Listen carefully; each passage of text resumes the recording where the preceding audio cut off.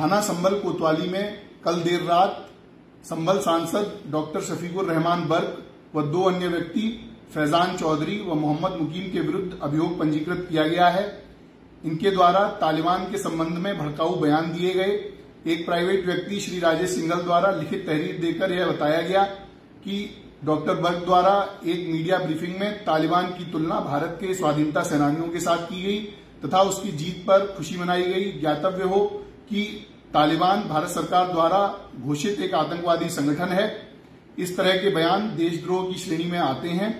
अतः उपरोक्त लिखित तहरीर के आधार पर उपरोक्त तीनों व्यक्तियों के विरुद्ध धारा 124A, 153A व 295A आईपीसी के अंतर्गत अभियोग पंजीकृत किया जा रहा है।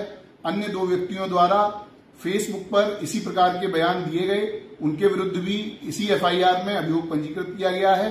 समस्त साक्ष्य संकलन के साथ में वैधानिक कार्रवाई की जा रही है।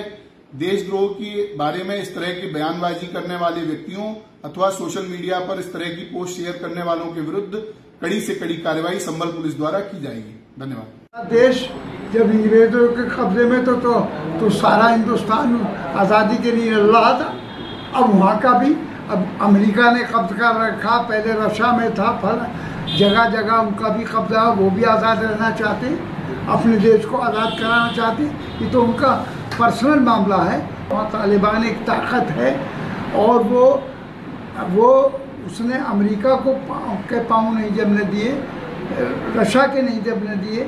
जब भी कोई किसी तो बहरहाल वो अपने देश को खुद चलाना चाहते हैं, अपने तौर पर चलाना चाहते हैं। मैंने ऐसा कोई बयान नहीं दिया है, बिल्कुल गलत है। जो मैंने कहा था ये अल्फाज कहे थे। जब मुझसे उन्होंने सवाल किया, मैंने कहा मुझसे क्या ताल्लुक़, वहाँ के उस मुल्क से या तालिबान से मुझसे क्या ताल्लुक़। मैं इस सिलसिले में कोई कुछ बात नहीं कह सकता। मैं कि मेरे मुल्क की जो पॉलिसी होगी अपने मुल्क के साथ ही, बस ये बयान दिया।